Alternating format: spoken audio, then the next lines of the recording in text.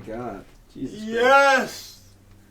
Christ. That was really loud. Oh my god, that stretch felt so nice. You love testing the microphone at the beginning. I think I already said this once, but you really like it. Do you want to sing a nice little opening song for the podcast? Abu Dhabi, we like to party. I learned karate. Something a little bit more eerie, something that matches the vibe today of LA. It's like kind of like dark and it's kind of. I like it though. I like it. How about you know that song Chanson Dash Nosh? It's something by fuck, I don't even know the name of that group. Did you just not say Chance the Rapper? Dash It's like it's like Chanson Dash Good Nosh. I shit you not. Chanson Dash Good Nosh. I'm gonna pull it up right like now. A dessert or something? Chanson, it's like Chanson Josh Good Nosh. Dude, isn't ganache a dessert? Huh? Isn't ganache like a dessert? Chanson Dune Jour Diver. I shit you not. That's interesting. By Cortex. That song is fucking haunting, but it's so good. Well, I was gonna just sing something like that's not eerie. That's just fucking lully. Like, oh my god, Addams Family. You know what I mean? Like, speaking of the Addams Family, eerie? I want to start this off with a little Tim Burton talk. Oh, okay. We brought him up in a prior episode. Sure. But we didn't. We talked about The Nightmare Before Christmas. I think we didn't talk about just like Tim Burton in general. Mm-hmm. I think I have a newfound respect for Tim Burton and his eerie vibe. Oh, let me describe the surroundings. Expound today. what you mean by that. First of all, it's kind of like a darker day in Los Angeles. It's cloudy. The sun was not out today. I think it might even rained this morning or something. Yeah. It's darker. And it's like, it's like midday, but it's just kind of a vibe. And we got the ambiance of the city in the background. Yeah. You can't tell, but the light is also off in the room. Yeah, the light's off in the room. We're just darkness. And I got some coffee in my hand, so that's, it just, I can smell the pumpkin spice I don't know why, it's like, it's way past Halloween. It's actually December 1st. Yeah, it is December 1st. But we're starting December off with just some kind of like vibes, like sort of, but anyway. Excuse me. You're excused. Thank you.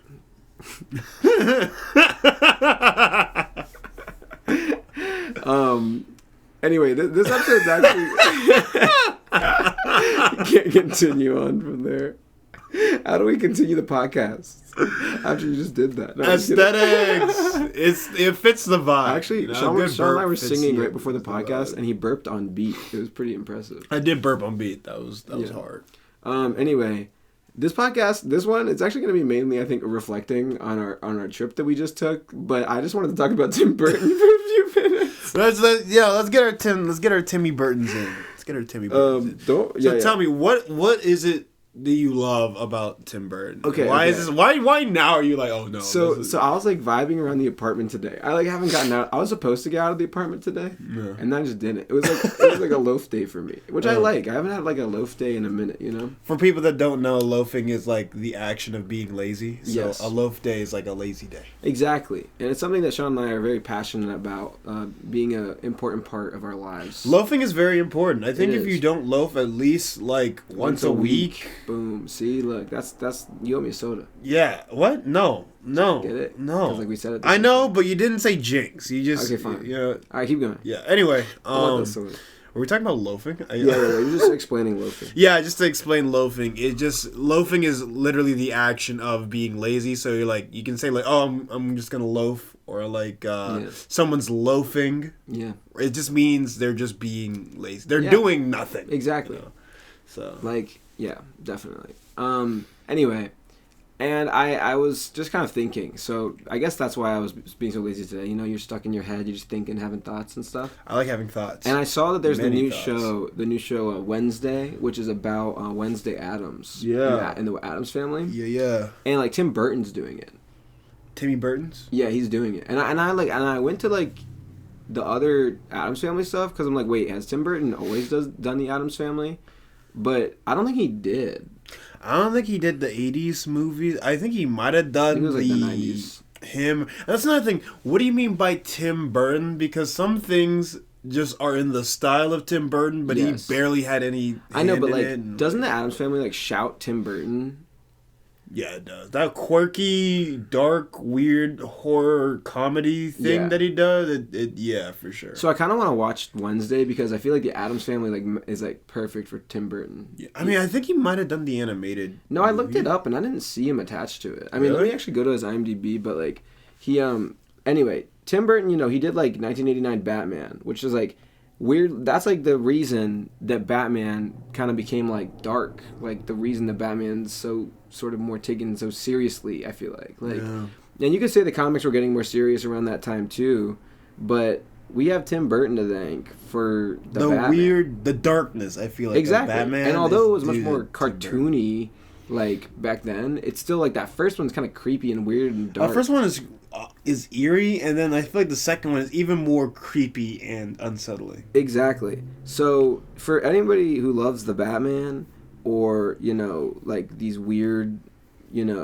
creepy movies, we have like, and the Batman's not even weird and creepy, but it just is the reason Batman's dark. You got Tim Burton to thank for that. You know what I'm saying? Yeah, I feel like Tim Burton's style, since like, I mean, he always leans towards that German expressionism style, but like he's really turned it into his own, where it feels like he's the master of making something unsettling, but there's nothing you can pinpoint as like it's too gory or it's too this or it's too that. Like, I feel like he's the most PG unsettling like person ever. Just to name a few, Tim Burton is famous for the Christmas that Christmas animated Nightmare Before Christmas, but I don't think he actually did the animation on that. But I think he was like a producer or something. Oh, so he didn't even direct it.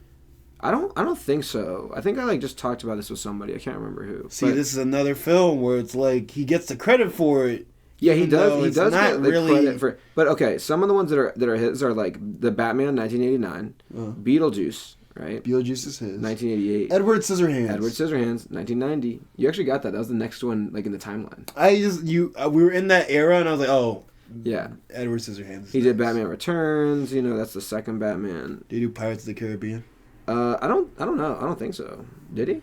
I don't think he would, but just because of Johnny Depp and weirdness, I just put two and two together. He did Big Fish. Oh my god, I love Big Fish. I've never seen Big Fish. And I've been meaning to rewatch Big Fish. Really? Remember how I keep telling you that I want to watch Big Fish? No, actually. I feel like you just added that into the continuity. Like, I did not. Right now. It's the one with Ewan McGregor? No. I've actually never seen Big Fish. Ask other people. I've been telling you that I want to watch. Can I see let me see the poster for Big Fish. It's a really good movie. Interesting. I have never Everybody, seen if you haven't seen Big Fish, watch Big Fish. He did Corpse Bride. Oh, that's one of the ones he actually directed. That's an animation. Yeah, see, everyone I feel like is copying that style. Okay, there are two big animations that he actually directed, and it's Frankenweenie and Corpse Bride. Yeah, that makes sense. Those are the two that are the big ones, and then a lot of those animations are just produced by him, like The Nightmare Before Christmas. Right, so he was like, guys, let me show you how to do the Tim Burton style, and then... But he's also a writer, apparently, based on a story and characters by Tim Burton is The Nightmare Before Christmas. And is he a producer as well? Was I right about that? I'm guessing as a writer, he's kind of automatically at least some level of a producer. Yeah, my question is like, yeah, he probably is, but let me click on producer, because I'm guessing he has like even more when it comes to being a producer. There's all those weird movies like Coraline and shit where he's not a director, but like he gets credit for that style. He was a producer on The Nightmare Before Christmas. Yeah. Oh, and he was a producer on the James and the Giant Peach, and all that Roald Dahl shit is so creepy, in a good way. In a good way. Anyway, sorry, I'm getting off topic, but my point is like, I feel like there's this weird like, and maybe I'm tripping. Mm-hmm. There's a weird comfort in creepy like content like that. I don't know why. Bro, what? Yeah, this might sound weird. No, I'm following. Just keep going. Where you going with this? I just feel like sometimes when I watch like really creepy stuff like that, maybe it's because I'm just like, oh, well, I don't live in that weird ass universe. But I'm like, damn, this is kind of weirdly comforting. I don't know what to say, man. I've never felt necessarily comforted by that particular style, but there's something really good about them. There's something really satisfying, right? It's like, I don't know what it is, because like, if you think about it, it's like, what is the actual appeal of like watching this kind of like weirdly creepy content? I think it's just the style is so. it's interesting and it's asymmetrical, but it still works. And I think oftentimes the characters are still like very human characters. Yeah. So it's like you're following a human in a very weird world, and you're trying to find their way. Maybe you can and maybe you can weirdly relate to those types of characters because we all feel a little weird, or we all know somebody that's kind of weird. Yeah. So maybe watching like a very stereotypical weird person is comforting in that way for some reason. Yeah, I'm not sure what it is, but they're always like so good. Yeah. I do like them. Yeah. Yeah, it's very interesting. And especially since I feel like that should be like, I feel like Tim Burton is like the god of Halloween. Like to me, like there's all kinds of different horror-ish or like weird, quirky styles that come out of Halloween, but I feel like Tim Burton films are like like that is what Halloween looks like to me. Which is why I'm glad he's directing this, because I mean the original like Addams Family TV show or whatever was in like the 60s. So Tim Burton got like nothing to do with that. Yeah, I think my dad watched it like growing up. I saw only the movie, or like one of, because there's 3 movies, but I saw one like the 94 movie or whatever. I think it was the third one. 90 something. There was one of the films like one of the family members loses their memory. And was it the animated one? No, it was live action. But like the cast was so good. Yeah, my guess is that's like the 90s one. Yeah, I think it's. I don't know if Tim Burton. Yeah, I don't think Tim Burton was involved in those. At least when I was looking at the IMDb, I didn't see it. Which is weird because the Addams Family is like right in his pocket. I know. Like that is exactly what he should have been doing. This might be a tangent at this point, but yeah. Anyway, I'm glad Tim Burton's doing the Addams Family, and I want to watch Wednesday. It's on Netflix. I was just recommended to see Wednesday for its gothic style. Oh, who told you that? Anna, actually. Oh. Yeah. Because you were looking for gothic stuff to watch? No, we were talking about Seattle, and I was explaining that like Seattle has a very gothic, dark style, even though it's not exactly like England level of like cramped. I don't know. It's like a weird mix between like American size, but then European Gothic style, that cathedral look. This is a great transition into the Seattle trip. Oh yeah, exactly. But yeah, she just recommended that show to me because it's a very similar style. Good, because that's a great transition because Seattle was very Gothic for some reason. Yeah, it was super Gothic. It's specifically University of Washington. Yeah, was super Gothic in architecture. Yeah, and we're walking around University of Washington, and Sean's like, I mean, do you want to say it? Or bro. Like, honestly, I was walking around and I was like, damn. Like, if I ever do a Batman movie, it'll take place here in Seattle. It was so sick.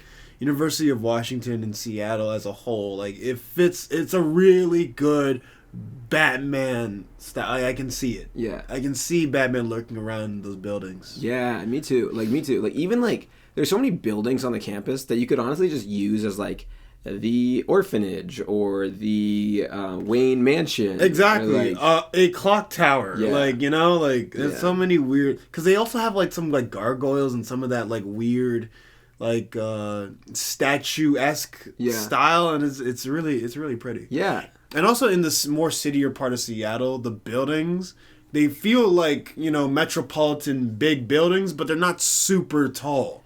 So you can see someone like maybe jumping around on those rooftops and won't be like, well, the building's too fucking tall. I can't see them. Yeah, it still, however, feels like a big city. It doesn't feel like a small city. I think it's really well balanced of being a big city, but it's not overly... Like, we were just in the middle of downtown. Those buildings are fucking huge. Yeah. It's like you can't see the top. Downtown LA you're talking Downtown about. LA. Last night. Yeah.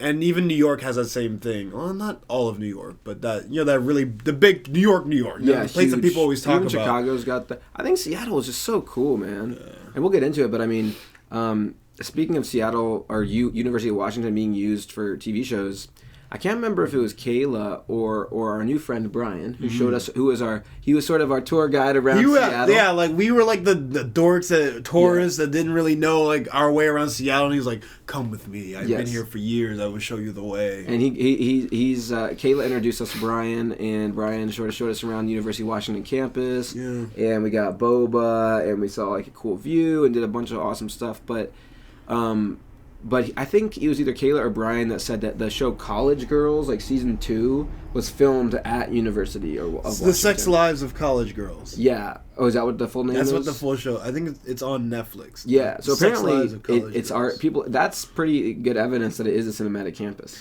Yeah. The fact that it was used for a TV show. Exactly. Yeah. And apparently some of our friends even saw like some of the cast members in like a diner or whatever, and they were like, "Oh my god, like we're on the cast of like." Oh, that was Arena, right? Yeah, that was Arena. She was like working, and she like. She met some of the cast members of like. They were like, "We're on a Netflix show or something." Yeah, we're on the show of Sex Lives of College Girls. And she's like, she hadn't seen it, and she's like, "All right, like whatever." Like, and then she was like walking home, and she saw them on the billboard or something. Yeah. She was like, "Wait."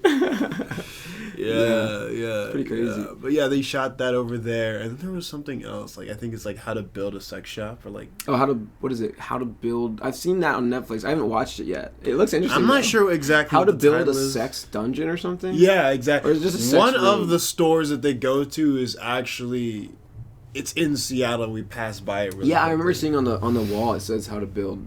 Like when we were walking. By, Yeah, I think it was like how to build a sex dungeon or how to build a sex shop room or something like that. Yeah, how to build a sex room feels right. Sounds about right. But yeah, there's a lot of sex in Yeah, Seattle. there is. Yeah, and we were not sleepless. We were not. Oh, well, I guess we did have some road trips that we didn't sleep much on. yeah, we didn't get a lot of sleep. Last time we dropped off the podcast, it was just sort of an update in Portland. Yeah, we were literally in the middle of Portland. Yeah. And we were on our way to Seattle from there. Exactly. And so now we can backtrack now that we did my. Yeah, I my feel like weird- it's a part 1, part 2. For I know. this situation. Yeah, which is kind of nice because now we get to reflect on the whole trip as a whole. Yeah. But Crazy. yeah, so Portland was like it was fun, but it kind of feels really small. Yeah, Portland felt like a really small city. Not that there's not a lot going on. I'm sure they have their events here or there. And given we were there right after Thanksgiving, and it was dead. Yeah. Like, it's holiday season.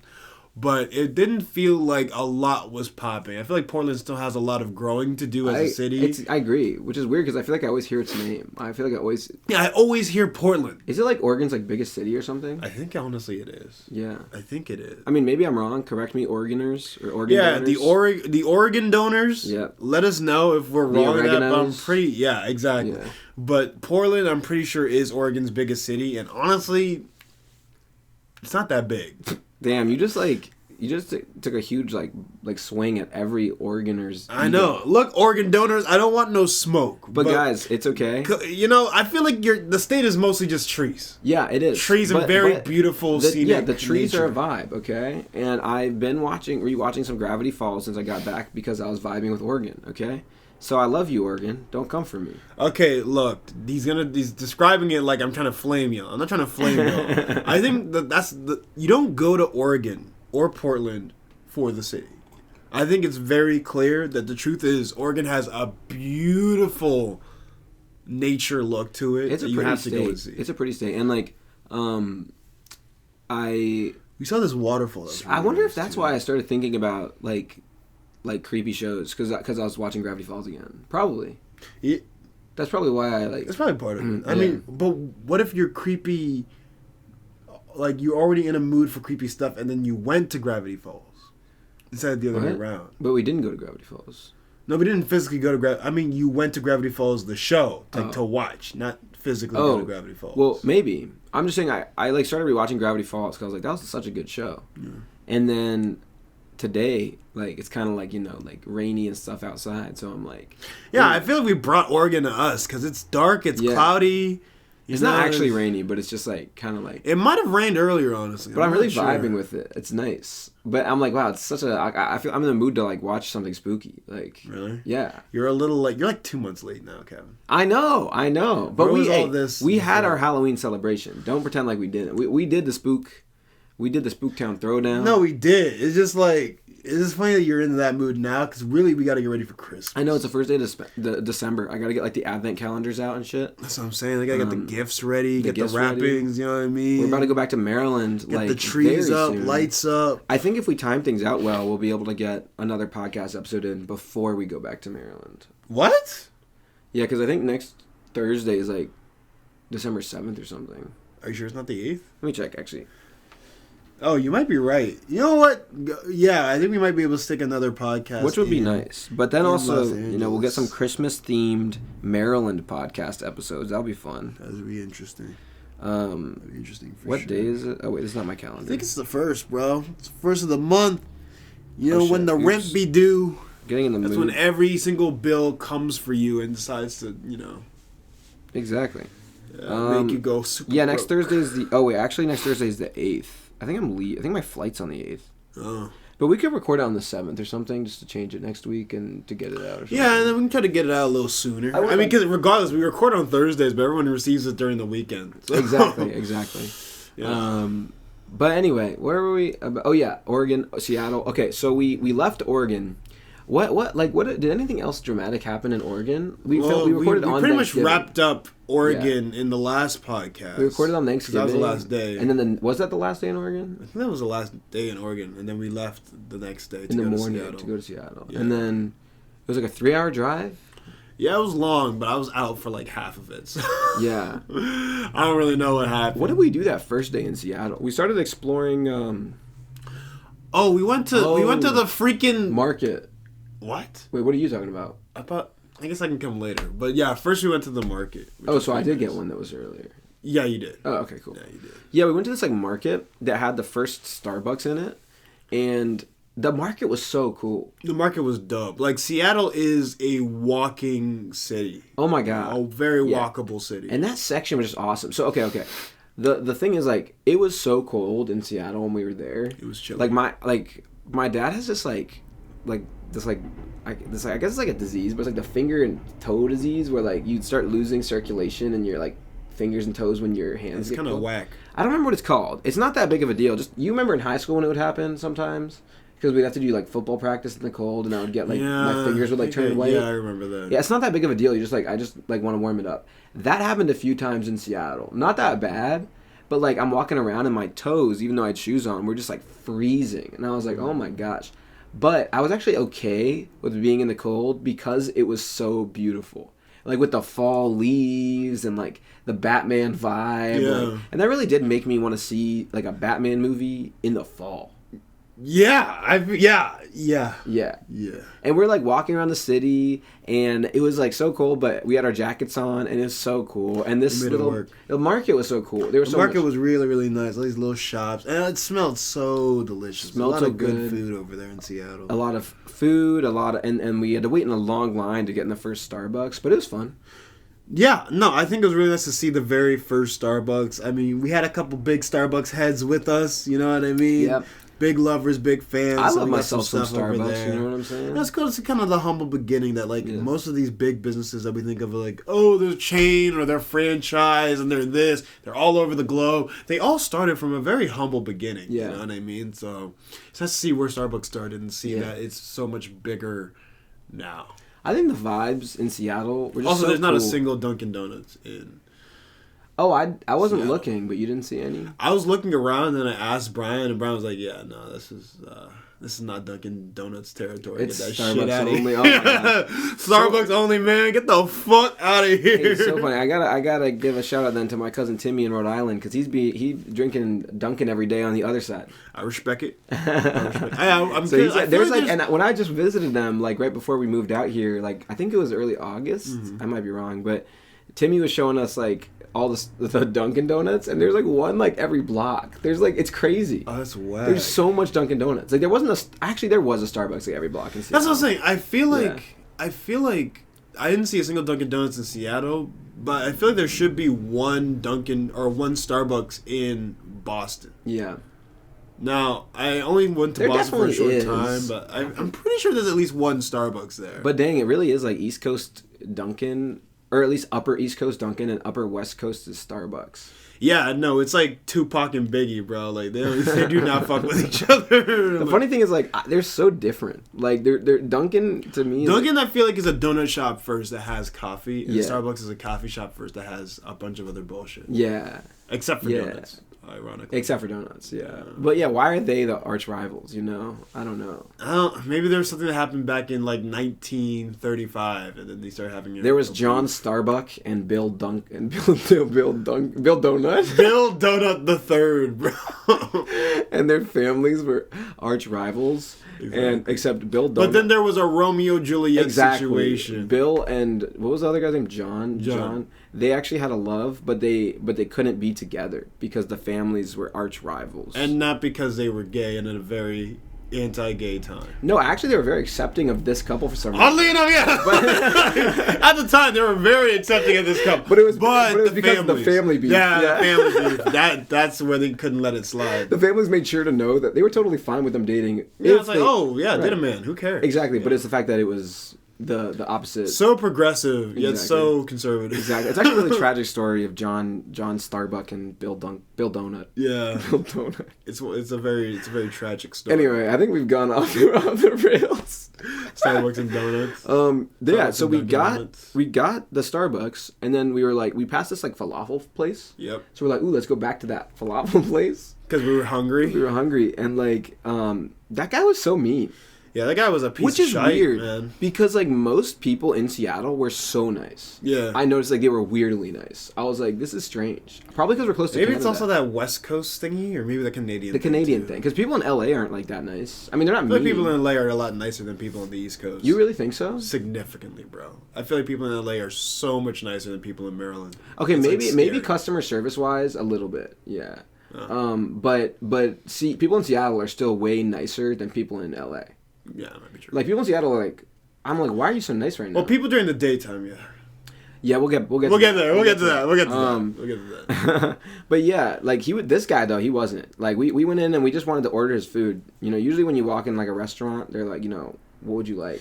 Yeah, but apparently this guy was playing like the what game with our friend or whatever. He was like I think I heard him go like the moment we walked in, he's like to Lauren, he's like, what do you want?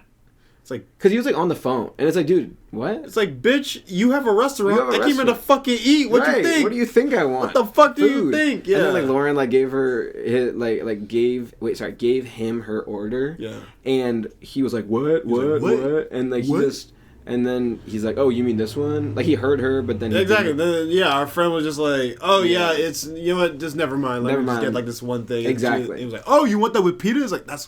Yeah, bro, that's what she said the first time. I just noticed he had like a mean attitude, real pissy attitude. And anyway, then we're eating in this restaurant, and like it was a super small restaurant. Like it was literally just like that shit was cramped. There was not really seen. There was like 3 chairs inside. There was I think it was 2. Really cramped. I think there was 2. Oh, maybe there was only 2 stools and a bar against the window. But the window was not that far from the register and the counter and everything. Yeah, it was like maybe like 2 feet away. So Sean's like standing, and I'm sitting, and like I can't remember, somebody else is sitting. Yeah, I was like standing. I was like, ooh, like the aesthetic vibes in this room is so nice. I started taking videos because I wanted to like capture this city aesthetic because it was that gloomy gray from the clouds and then the people walking by and the cars going by and we had like a strip club right across the street. I mean, we had a strip club right next door. Like I was really feeling like I was in like a city, like trying to make it. It was really nice. A lot of strip clubs in Seattle. I don't think it's that weird actually. I actually think that they just love to turn up, bro. I think they really just love strip clubs. Maybe that's what it is. Yeah. Yeah, but anyway, so I'm like taking this video, right? I'm like, all right, cool. Like let me get this shot or whatever. I'm lined up, and I'm like zoned into my camera, and out of nowhere I hear like the guy that's running the restaurant or whatever. He's like, no, bro. Apparently. Oh my gosh. What happened? This was really bad. This was on us. This is on me, man. I'm not gonna lie. So while I was recording the video, I was backed up against the wall, and I didn't notice that there was this whole like juice thing right behind me. Yeah. So my back, because I had my jacket, I didn't feel anything. Like my back was pressed up on the juice, and it was just spewing out all this fucking juice onto the floor, bro. So but I had no idea. You know those restaurants where you can get like either like, you know, a soda from like the vending machine, or like there's like 3 like fancy lemonades, and they have like it was like a lemonade vending machine. Yeah, it was like one of the like those fancy lemonades, and it had like the push, and Sean was just leaning his elbow on the push. It wasn't even my elbow, bro. It was my fucking back. back. Oh, like, your I was back? backed up against it. Yeah, and he's like, my juice, my juice. You're like, yeah, like, my juice, bro, my juice. Yeah, it's like not funny, but it's really funny at the same time. I was like, oops, you know what I mean? Because like the way he was like so pressed on his juice. I get it. Yeah. It's his juice. But like the way he was, like I'd be mad too because that's merchandise that like you're losing. No, so I get it. But like the way that he was like, my juice. Dude, he was so pissed off. And I'm like, look, man, I apologize. I didn't know what was. No, not like I intentionally did it. An accident. It was an accident. So I'm sorry, but it is what it is. Yeah. But after that, he walked over. He's like, all right, I need you all to get out. Yeah, he's like, okay. He didn't like kick us out of the restaurant, but he said like go outside. Yeah, his excuse was they needed to clean up the floor, but really what he meant to say was fuck y'all. But most of the seating was outside anyway, so we just went to the outdoor seating, which there's only like 2 seats inside. Yeah, and he's like, I'll just bring you the food outside. So we're like, okay, cool. So he brings us the food, and like Lauren's like, oh my god, I'm so sorry about spilling the juice, and he just like. It was a lot. Yeah. And it's like all angry like it walks back in the store. I would feel so I still do feel bad, but the fact that he was so rude from like the beginning, I'm like, could have happened. I mean, I was like I feel bad for doing that cuz that isn't on him. That one I'll take that. Yeah. But you're a fucking piece of shit, so I don't give a fuck. I think that's the only like rude person we interacted with in Seattle. Yeah, so it's like, I mean, look, sometimes karma strikes. You know what I'm saying? In the form of your juice being spilled. And I'm not saying, look, Sean didn't even spill the juice on purpose, but everybody that was nice to us, their juice didn't get spilled. No, that's what I'm saying. Think about it. Like, I feel like if you have bad energy, you get bad energy. Yeah, it was on accident. It's like karma. Sometimes it's real. You know what I'm saying? Yeah, like how about you don't be a piece of shit and maybe your juice won't get spilled. You feel me? When we say that, it sounds like we're just gonna like walk into places like spill people's fucking juice. Bro, now it sounds like a fucking threat. Like, yeah, bitch, you better treat me nicely. I'm gonna fucking spill your fucking juicy bitch. Exactly. But what did we do like after that? Like after we got the falafel? Oh, I think we like Ubered like back or something. Or no, we headed to the Needle. The Needle. We went right to the Space Needle. The Space Needle. Yeah. So obviously we had to hit. We did a lot on the first day. That's what I'm saying, bro. Starbucks. We didn't come into Seattle and then like go to a hotel and chill. We got there and we went straight to touristing. Yeah, we had like not that much sleep either because the car ride, but we're like, let's go. So we went to the Space Needle, and because it's Seattle, you gotta hit the Space Needle at least once. And they have a fucking huge Lego replica of the Space Needle in the Space Needle, which is pretty awesome. Big. It was big. It was big, dude. The whole thing, the Space Needle was so big it didn't fit in any of our photos. It didn't. No, literally. Huge. There's just the one photo that I posted of like the tops of our heads and the top of the Space Needle. Yeah, exactly. It was so big. That's like the best we could do because it's so tall. That jump was fucking huge, and it's awesome. I love it. It was really cool experience. It's cool to look at. It's cool that they have the little history slides of it as you walk up it. We were heading our way to like the elevator to go up the Space Needle, and they gave a little history on like them building it, but they never fully explained why they built it. Well, they said that the Space Needle is meant to be the Eiffel Tower of Seattle. So it's meant to be a tourist attraction. Yes. Okay. Just checking. So they said that. I didn't see that. That. It just said, we started building in like 1968 or something like that. They just like... No, yeah. They wanted it just to be like a tourist attraction, which is really interesting. I mean, I personally like it because I'm like, well, it's kind of like funding not only is it funding like the city and, because it's bringing in money for the city, but it's funding like buildings as art, which is pretty cool. Buildings are art, and I think in the modern world where we're so like focused on efficiency and making everything cheap, we forgot that architecture is art. Yes. Architecture. Yeah, which is why also I think we love the Gothic vibe, like the pointy buildings, because Seattle's thought out. Yeah, well, and also like a lot of those buildings are old, and there used to be so much thought put into architecture. It's like if we're gonna build these huge buildings, let's like make them really like beautiful and stuff. Yeah, that's another thing. Like you got to understand. The Gothic style came from a particular era in history, and Seattle is a West Coast city. So it's newer. It's newer. Yeah. So they thought, like, no, we can't just build a modern city. We also have to think about what kind of style that we want. And they went with that Gothic look. It's really interesting because it's like, what prior history do we bring into the architecture of the city? Because, like, imagine a city that was just fully like modern buildings. Like, no offense to modern buildings, because look, all buildings are art, as is all art is art or whatever. You know what I'm saying? Not to get too like fucking arty with you about, you know. Like, we're artists. What do you expect? Right, but like even modern buildings I see as art as well. But like if I had a full city of modern buildings, like the sort of simple like blocky sort of look, I would be like, no, this sucks. Exactly, like I'm glad that they tried to like make it look like it had buildings from like different like time periods. Yeah, I love that they really kind of thought it out.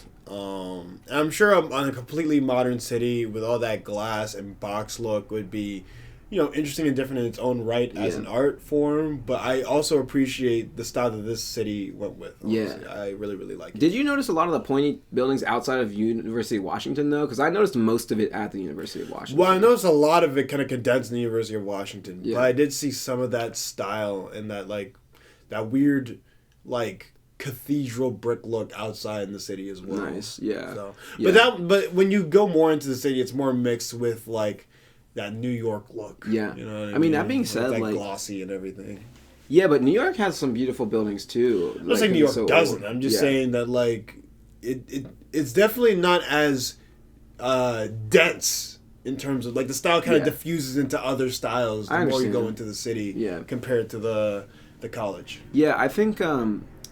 Yeah, and actually, like, you know, in modern architecture's defense, I have seen, like, there's still, like, beautiful buildings created with modern, like, materials or whatever, like... Yeah, I really like when modern art goes for that weird, like, curved, spherical, cylindrical look. Or, yeah, like that, or even, like, my, like, college, like, UMBC, like, they had this new like science building that they built, and it's way more interesting than a lot of the other buildings that are older, because like for the old buildings they're like, let's just get some buildings up, and they built these like square ass buildings, and they're boring because they're just squares. But hey, to each his own, you know. If you love the square buildings, I like to look at the brick, I guess. But then they built this like nice beautiful glass science building, and it's got like, I think it's got like this like, is there a mural in it, or it's just like the shape is weird? That's and really it looks really cool. So you can still build really cool buildings with modern stuff. God, when the fuck did we turn into an architecture podcast? Architecture is a type of art, man. Because like, look, architecture could inspire future ideas, right? Inspire people to want to be somewhere, to do something. Yeah. So I think when you put some thought into what you're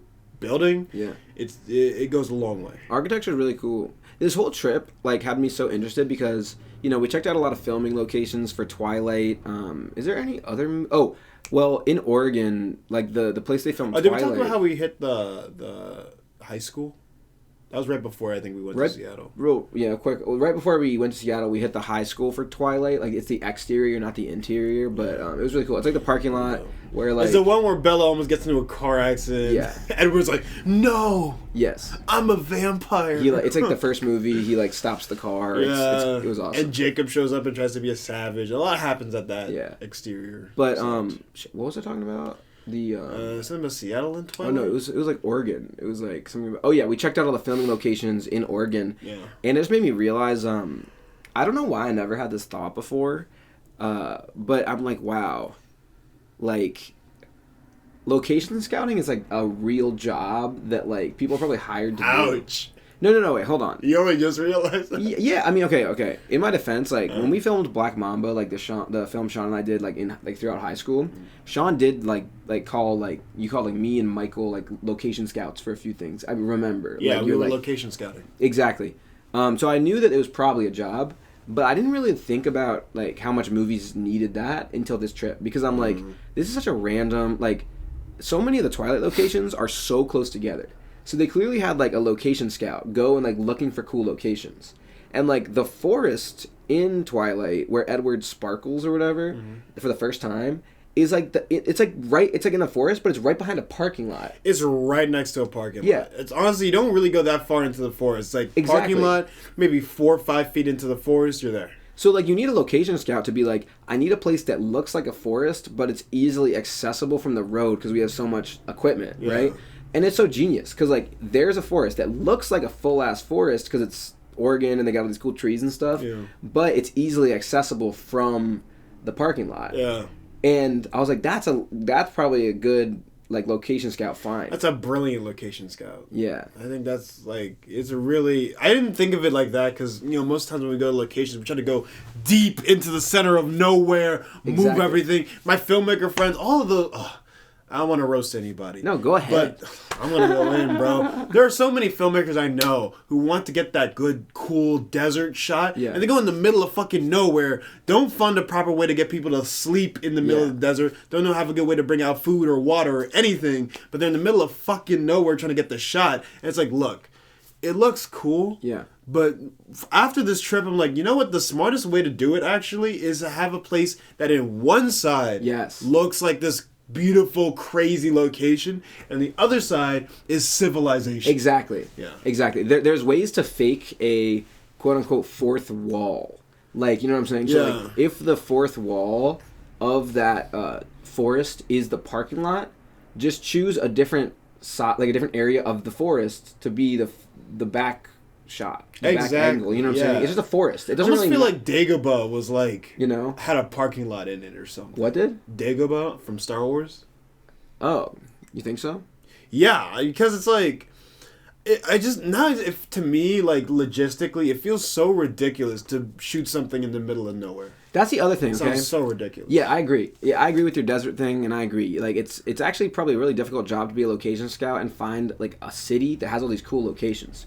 But now I'm thinking of all these movies. Like, we just saw this movie, like, Bones and All with Timothée Chalamet, and, like, it's a whack-ass movie. That's, like, a different story. That movie is insane. But we got to do now another episode just about that. They got a lot of, like, farm area, you know what I'm saying? And stuff like, and it's a road trip movie. But, like, for road trip movies, it's almost like, what do you do? Do you actually go on a road trip to film, or do you just find a bunch of locations that look like different states in one city? I think it depends on the goal, because with Bones and All, they didn't go to, like, key locations from different states. They went to, like, farmland and, like... Yeah, it wasn't like, oh, this is the legendary largest rubber band thing in, like, all of, like, Kansas or something. Like, it was just... Right. They were on a road trip, and then they were going to all these weird, like, kind of spaced out, deserted locations. So they could have filmed in one state and just gone a little bit down the road and filmed. Exactly. Which is, like... I guess that makes more sense.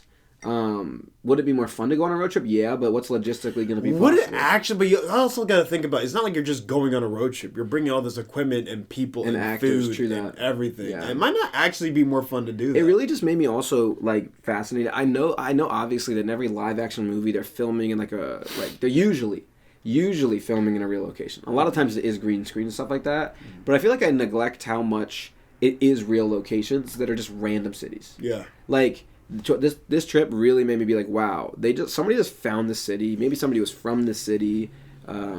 It wasn't, like, exactly Portland. It's, like, the outskirts of Portland. Yeah. Probably has, like, a different name for it. I don't know what the actual... Well, it's called Forks in the movies, but they don't actually film most of it in Forks. They film most of it right outside of Portland. Yeah. We were able to check, like, so many locations. I was going to say, like, every time you film something in any location, you're bringing so much value and money to that one place. Yeah. Because we were just talking to some people that own stores at these filming locations for Twilight, and all of their, like... profits kind of got boosted from it. Exactly. From, like, them being there. Because now it brings all these fans and, like, a bunch of stuff. Like, the shops. There are a bunch of these shops. You know, there's, like, the bookstore in Twilight and the parking lot where, like, Bella gets, like, attacked by a bunch of dudes. And, like, the diner cafe thing that, like, Bella and her dad goes to. Yeah, and the diner, right. And the diner had, like, a Twilight book for everybody to sign. And, like, the little, like... shopping area, they also Halloween Town was filmed there, and there's like the clock tower, so it's like they have a bunch of like Twilight and Halloween Town merch. And she said she made like, the lady we talked to in the store said she made like what, how much, like 50,000 over the course of like a month. Yeah, was it like because there's like a 7-week Halloween festival in this small town because of Halloween Town. Yeah, and she made like 50,000 in the 7-week festival, and she said that's like it just like that's the most she makes all year in a 7-week period. So much cash, man. Yeah, that's good because honestly, that place, not to hate on it, but like it's kind of like out of the way. It's in the middle of nowhere. Yeah, and so she has it. It's like a barber shop and a gift shop now. And I think she lives there, too, because it's got, like, a couch and, like, bedroom and stuff. So she just multi-purposed it. She said, you know, this is going to be my house, and also I got haircuts, and also I got gift shops. So when people are coming in the shop, boom. When people need a haircut, boom. When I need to sleep, boom. It's a smart business standpoint. It's a great business standpoint, turning the place you sleep in into a business. Yeah, totally. And it's great. I think it's great that these movies were able to bring so much life into that place. Because also I feel like they're, like... remodeling and reconfiguring it because some of the locations that we tried to go to just weren't there anymore. Yeah, Yeah. No, they changed some of it, or they made they made little paths in the forest. Yeah. I don't know if those were there before the movie, but they had like quotes like "This is where Edward stands when he says this," or "This is where Bella stands." Yeah. And one of the ladies at the costume shops. Did we talk about this in the last podcast? I don't even think we went into that much depth about it. I don't know if we went into depth about it in the last episode. Anyway, she said she like talked to Robert Pattinson because like for the prom they all got their dresses from this one like clothing shop. Yeah. And she said that Robert Pattinson, she talked to him, and she was like, "Oh, are you the star of the movie?" And he's like, "I don't know what I am." Or, no, not in a mean way. Like, she said he was really nice, and he's like, "I don't know what I'm supposed to be." Like, in a humble way. Because everybody, or most people know the sort of drama with Robert Pattinson, like, hating Twilight and being like, "I don't even know what I'm supposed to be." Like, yeah. But it sounds like he's a nice guy, which that's cool because he's the Batman. Speaking of the Batman, back in Seattle, we kind of take a little Twilight detour. Yeah, Twilight detour just to go back to Seattle. But yeah, and when I say the Batman, it wasn't filmed in Seattle. I'm talking about Sean's Batman. I'm talking about my Batman movie, which will be coming this summer, 2023. Yeah, but the Space Needle was beautiful. Like the views were awesome. Yeah. Like so we got some super dope photos. The Space Needle was so nice, and it was very beautiful because we had this nice sunset, and you can see like the water and like the city. It really feels like the city is on top of the ocean. Like it feels like there's no land under the city. I don't know if it was planned to be that way or there's something that happened, but yeah, there's a lot of water and city in Seattle. It's a very beautiful look. I love it. I really liked it a lot. And something that we didn't mention yet is like I think on like the first night, maybe was it after the Space Needle when we went to get boba the first time? Boba? Yeah, honey lemon. Yeah, that was the day that. Oh yeah, it was after Space Needle. After Space Needle, so we went to get boba, and like that's when we noticed how clean Seattle is. Yeah. Like, what the hell? Like, and maybe it's just because we're so used to Los Angeles. Yeah. But, like... We've been to New York, though. Like, we've been to, like... I've been to Boston, New York. Like, I've been to Chicago. I've been to, like, a lot of U.S. cities at this point. Mm-hmm. I feel like this is the cleanest city I've, like, ever seen. Mm. I mean, D.C. is pretty clean, too, I guess. D.C. is pretty clean. D.C. is pretty clean. Yeah, D.C. is decently clean. But, like... feels like it's a bigger city than D.C. At least, I don't know if it actually is, but it feels like it is. Yeah. At least buildings, height-wise. D.C. does have, like, a height limit, though, so that might be why. Yeah. But, yeah, it feels really clean. Like, there was, like, no trash. I was like, what the hell is going on? There was also, like, no one out and about. It was, like, very, like, quiet. Yeah, I don't know if, like, there are other... maybe it was just, like, our area of Seattle was clean and very nice. But like it was so clean. Yeah. It was weird. I was like, this can't be a real city. It almost feels like the whole city's a set. Yeah. And then we went to walk like after we got the boba, which was good. Like we went to like this sort of like dome shaped like it had like it had like a mini like forest in it. A forest. It had a lot of vegetation in it. It had like trees. It looked like a greenhouse, but like a dome greenhouse. A huge dome greenhouse with trees and shit in it. Did they call it like 3 circles or 3 spheres or something like that? I don't know, but I think they called it 3 spheres or something. But it was really cool. And the windows were like it was like dome shaped, but it was also like they were like little triangles or something. And like we couldn't get in because it was like locked, but it just looked really pretty. Yeah. And then we walked through a park and it was really pretty, and they had a lot of lights up. Yeah. Seattle's a very beautiful city. I can tell that they really thought about like. They want Seattle to grow into this major city, so they planned it out from the beginning. Like, all right, let's make sure that we really put a lot of thought into the look of everything. And it doesn't feel like one of the planned out ones where it's like boring though. It feels like interesting planned out. Yeah, it's not just planned out to be dull. It looks like they planned it out. They like in a way of like they want this city to grow, and they made all this effort to make sure that it grows well. I would love to revisit Seattle. I really liked it. Yeah. I would love to revisit Seattle. Public transportation there. Yeah, so let's get into that because that's sort of the next day. So usually we've been driving around because we had a car, like Kevin, Lauren's boyfriend drove us up to Seattle, but like to Portland and Seattle. But Lauren and Kevin, they both went to Vancouver the next day. So they spent the day with us that day. But then they had to go to Vancouver the next day because they, long story short, they wanted to go check out Vancouver. We wanted to stay in Seattle. Let's just say that. That's the simplest way to put it. And they went up there to check out some sets from Once Upon a Time, the TV show. Apparently their city in the show takes place in like a small town in Vancouver. Exactly. So they went up there to do that. And they were already basically gone by the time we woke up in the morning. Yeah. And then it's me, Kayla, and Sean. And we linked up with. I guess we had food at that one place. Yeah, we just got food right across the street at this place, this Korean place, and was it called Korean barbecue? It was called Korean. Wait, what was it called? Korean food.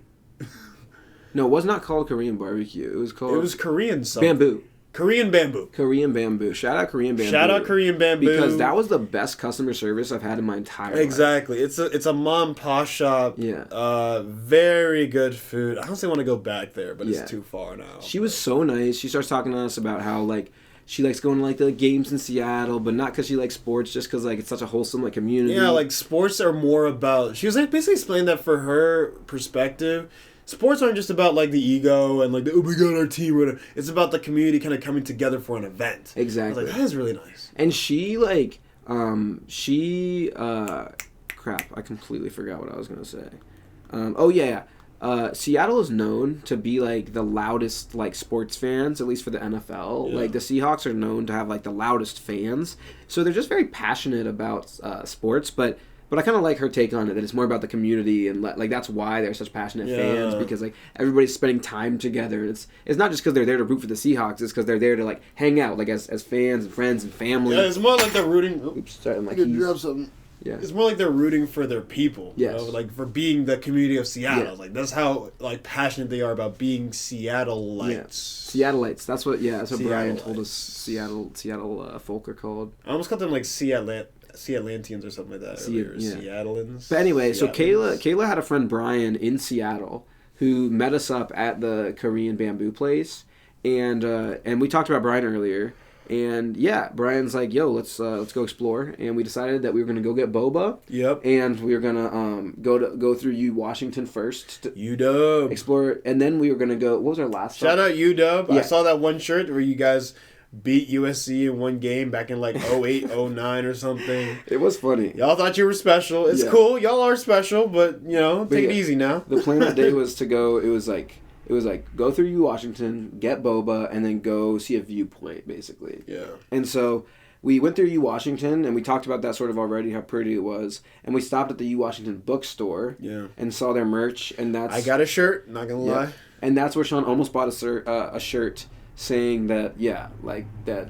Yeah, there's a whole shirt dedicated to saying like, oh yeah, there was this one time back in 08, I think it was either 08 or 09, that UW beat USC and it was like ranked number 3 and like the fact that we beat the biggest school, like oh my god, we're so cool. It's like, all right. You almost bought it. I almost bought it because I thought it'd be funny, but then I thought, like, do we really want to walk around with a shirt like this all day? As a USC student, you can't be caught in like a.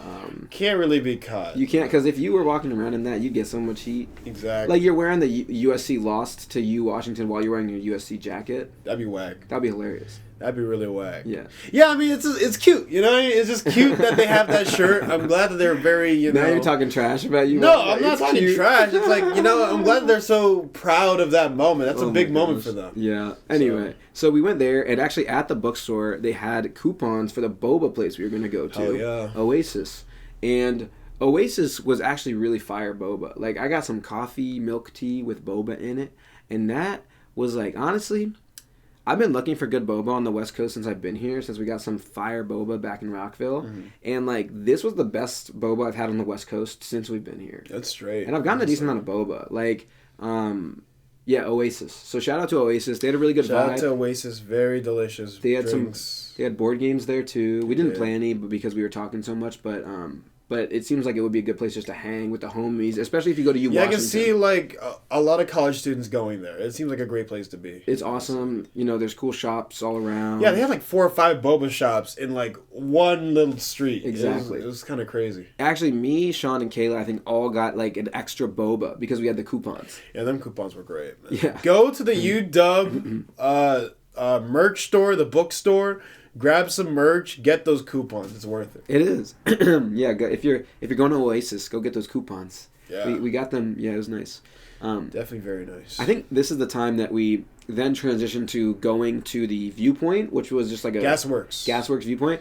But on the way, I think it was we go to the metro station, and in the metro station there was just like art installation of like a bunch of like apartments, like apartment windows, on the wall, and they had like TV screens in them so it like looked like there were people in the apartments. Yeah. So they had, like TV screens like, and it was like showing a video of like a person like reading a book or something. Yeah. And it was so cool. It looked like it was whack. It looked like a theater show, and I'm like, this is so awesome. Like, talk about like the city like funding art for the Space Needle. Like, this is also the city funding art. Yeah, Seattle puts a lot of money into the look and then the aesthetics and the style of its city, and it goes down to even like the subway. Exactly. Yeah. Like, I have seen murals and stuff in like the New York subway, not as much in the DC subway, but a few. And I see some cool Hollywood style like superstar things in like the Hollywood metro stations here in Los Angeles and stuff. But nothing quite like that. Yeah, right? Like they're cool, but like I feel like Seattle put a lot of money. These are like 3D big art installations. Like, yeah, it's like fucking 20 screens, just all showing like random images of people, like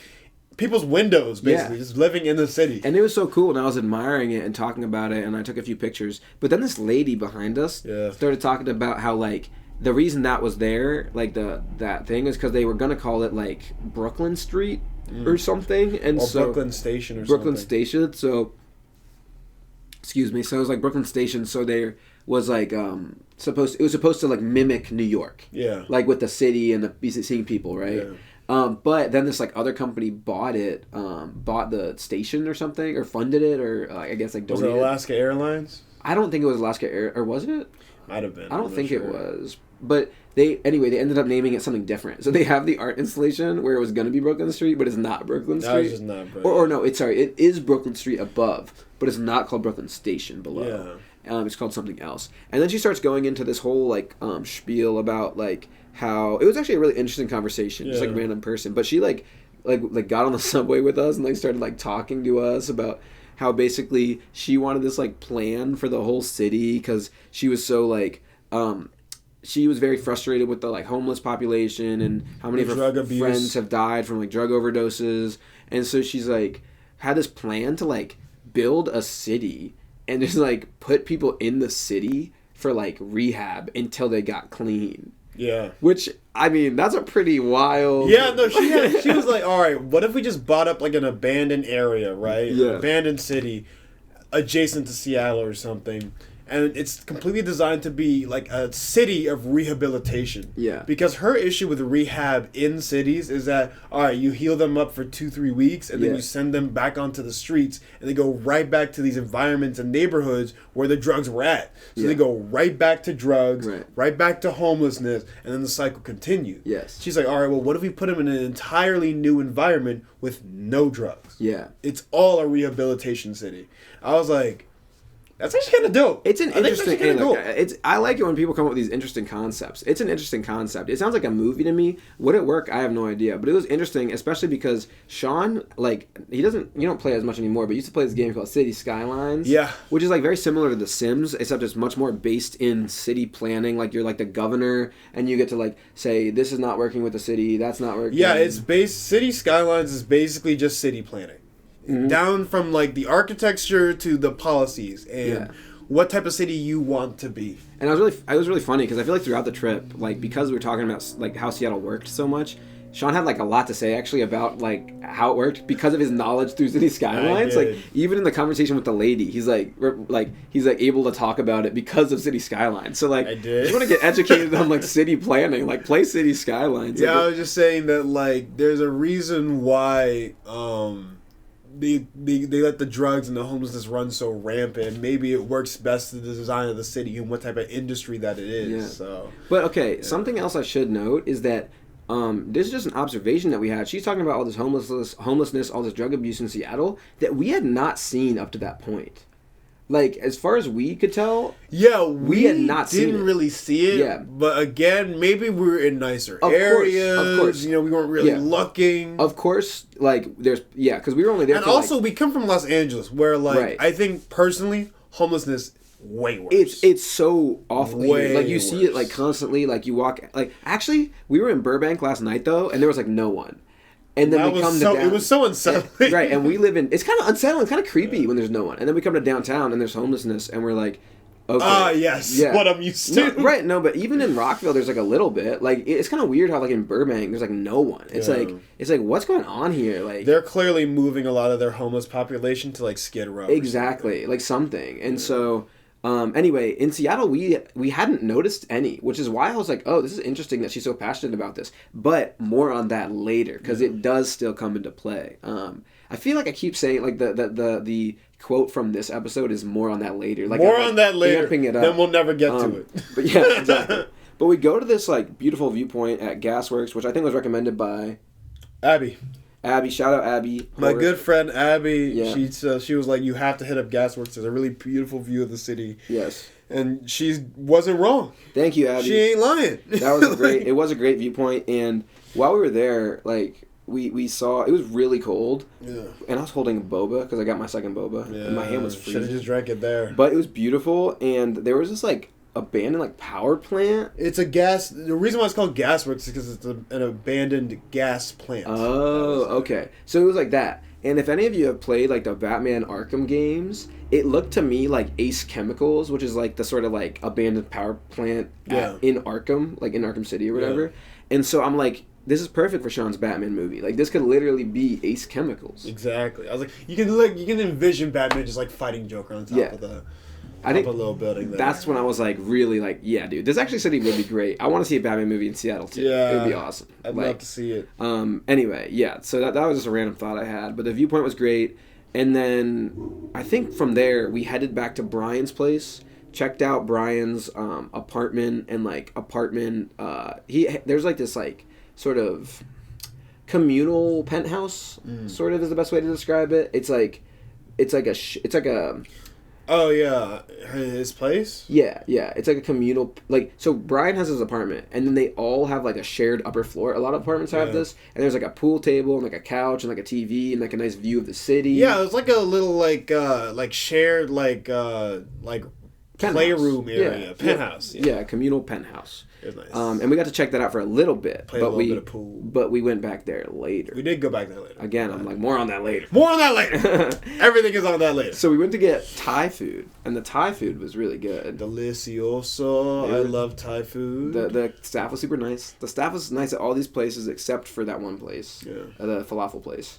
And then Lauren and Kevin finally joined us. So our whole group was back together again. Yeah, that was pretty dope. Yeah, we met up at the Thai place, and then we started walking, checked out some places, and then we went back to Brian's like penthouse place, and that's when we started like playing pool, and playing music, and having a grand old time. Yeah, that was nice, man. And this was honestly one of the highlights of the trip for me. Like, there were so many highlights, but we started like, because we were in Seattle, we're like, let's listen to like a bunch of like Nickelodeon bangers. iCarly, you already know. Yeah, because if you don't remember, like iCarly takes place in Seattle, even though it's shot in Los Angeles. Yeah, but I feel like everybody thinks it's Seattle or iCarly when they go to Seattle, right? Yeah. So we're in this like upper like penthouse place with like this beautiful view of the city, and like because the windows are huge, playing pool and listening to the iCarly theme song. And I was like, we're all jamming out and dancing, and I'm like, this. I'm telling you just how I feel. So wake up the moments of my day. Yeah. So I literally felt like we were in a Nickelodeon sitcom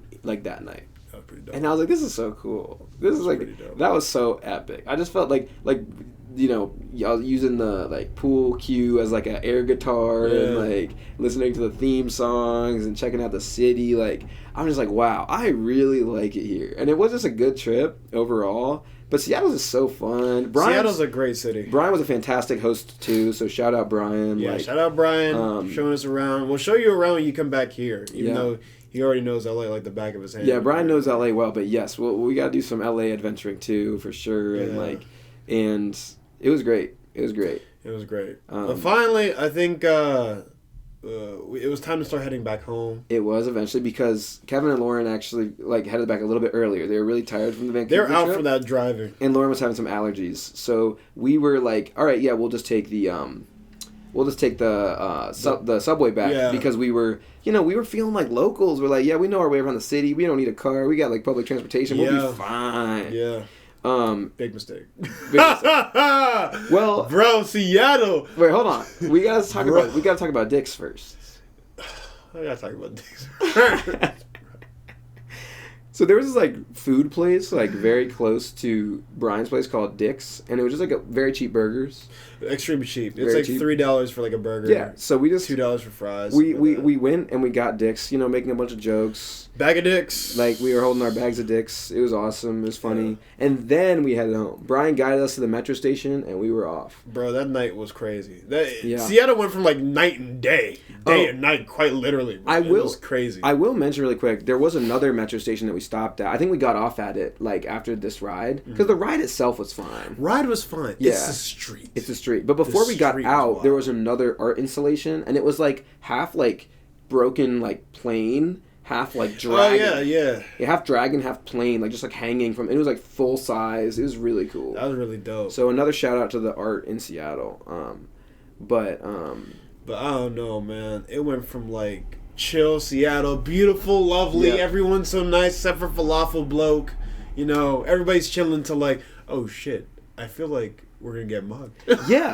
so that shit was horrifying. We were so confused because I was scared. Where I said that the streets were like empty in the daytime, all this stuff, like there was no one out and about, like I didn't see much homelessness like at all. Like suddenly when we're walking back home, there were so many people on the streets, like a lot of people either homeless or just out and about. It was crowded, and I'm just like crowded I was just streets. Shocked because like I'm used to seeing homelessness all day, so like it's weird to me that they weren't there in the day and then at night they suddenly just came out. Right. It was like, and we were on the same night. street we walked on in the day. It was the same exact street, like the hotel we were staying at. So we're walking back and like, oh my god, we gotta talk about the bus.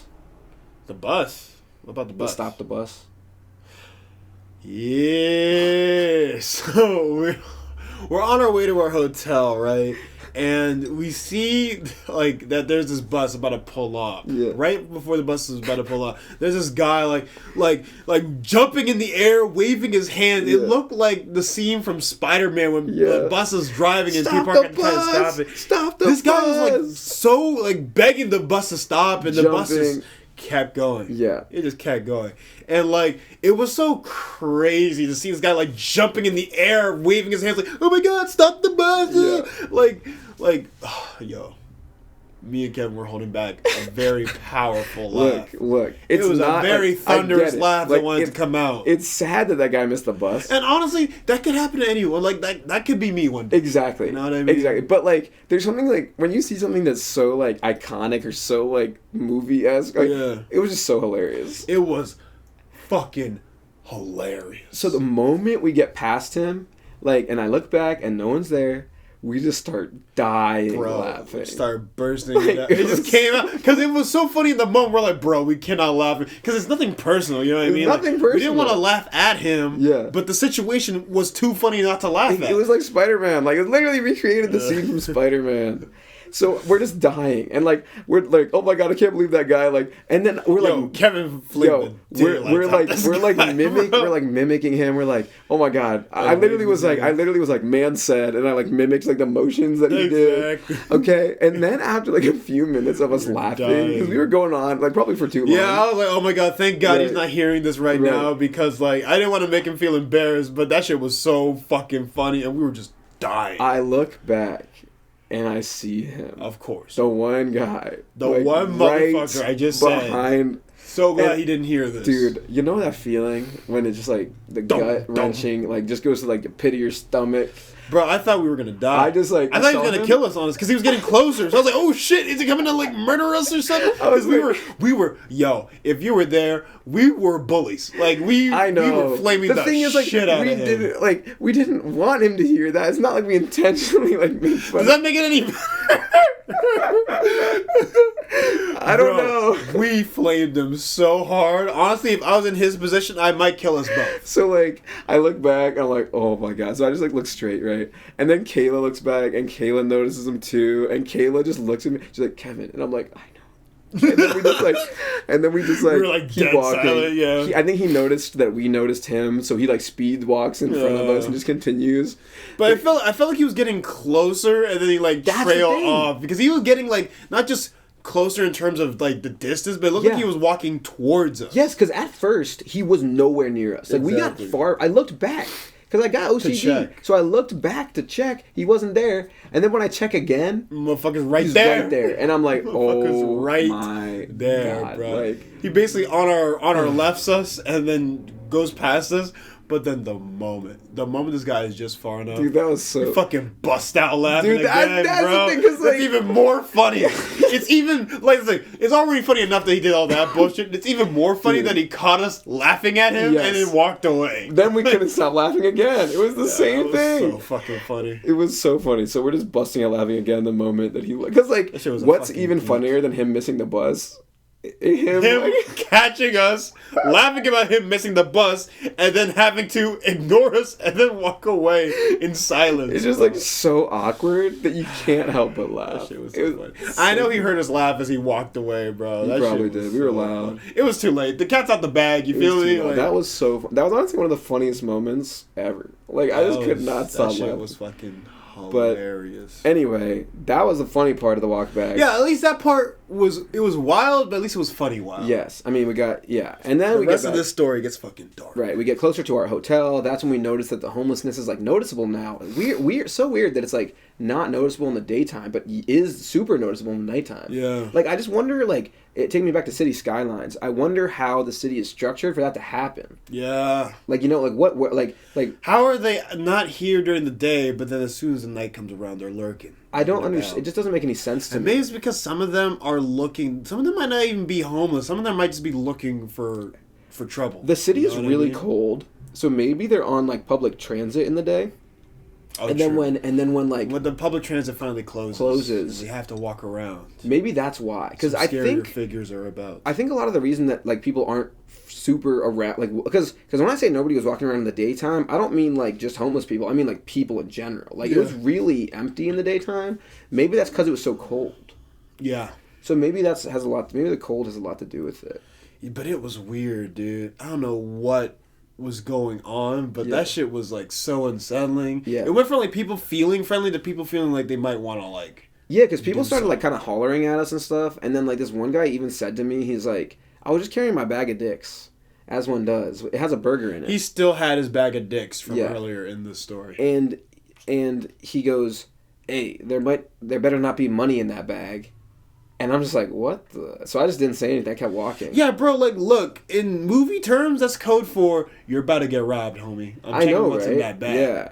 And then, like, we got to our hotel, and, like, the group, like, couldn't figure out how to get inside, because, like, they locked the doors after, like, 10 p.m. Yeah. And so, like, there was, like, a big pile of people, like, super, like, sort of anxious. No, it was weird. First of all, I understand. It's even more unsettling that they locked the door, because for a hotel to be so uncomfortable after a certain time of the night that they have to lock it down, it's like, oh shit, you want to be on the inside, you know what I mean? You want to be on the outside. So there was like a bunch of us outside, like our group and a bunch of other people that had a room there, and you could tell in the air there's all this tension of like, oh shit, like something could happen at like any moment. We got to get in right fucking now, like. But luckily, that sort of couple or whatever, they just couldn't figure out how the keys worked. Yeah. So Kayla just, like, helped them, and she's like, bruh, this is how you do it. Yeah. And then Kayla saved the day and got everybody inside. After a while, got everybody inside. And it's funny, too, because the lobby saw us outside. Exactly. They didn't care. Didn't do anything. They didn't care. They said, you're on your own. Exactly. Yep. Nah, dude, that was so fucking weird. And then, like, we got in the elevator. I feel like the tension was still there. Why was it so tense in the elevator? Yeah, like, they weren't weird. They were normal people. But it just felt like at any point, like, someone was gonna, like, pop off, bro. Like, then that got so tense after we left Brian's, like, safe eye. I know. Yeah. I know. It was so interesting. It's like, it gets switched real quick. It felt like we're in a movie. Like, there's, like, we got the dramatic points and the comedic points and the...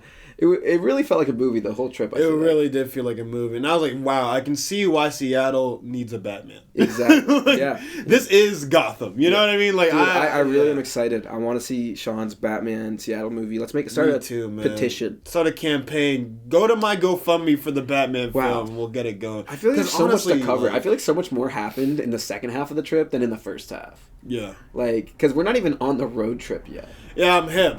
Because I think when when we did last week, we were still kind of early into our road trip, and we were still like, everything was just getting started. We didn't have the full context until the end of the trip. Exactly. But now that we're at the end of the trip, like we got the full context. Yeah, and anyway, so that night we just got back to the hotel. We finished Breaking Dawn Part 1 because we'd been watching the Twilights as we did the trip.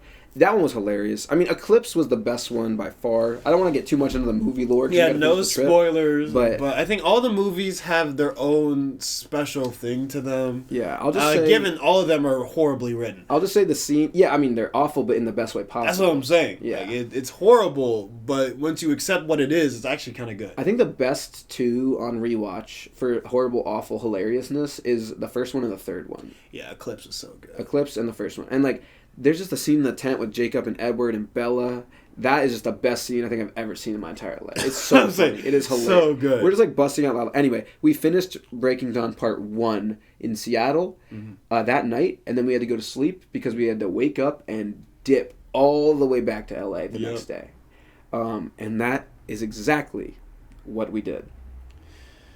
Bro, that shit was crazy. That trip, for some reason, the road trip back was so wild. That shit was wild. So, I've been, since the beginning of the trip, saying, I want to go to the last Blockbuster. I've been trying to see if we can squeeze it in. Oh, I should say we unfortunately weren't able to go to Gravity Falls because Gravity Falls, all the stuff from it got moved to California.